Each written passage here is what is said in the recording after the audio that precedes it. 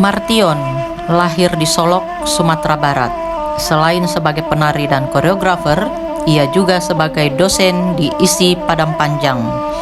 Menamatkan pendidikan S1 di ASKI Surakarta, S2 di STSI Surakarta, dan S3 di ISI Yogyakarta. Ciri khas karyanya adalah perpaduan tari dengan rendang.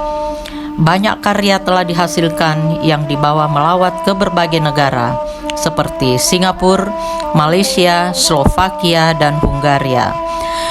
Dalam Temu Karya Tari Indonesia malam ini, Martion menggelar karya Marandang. Rumah makan Padang tak lepas dari rendang.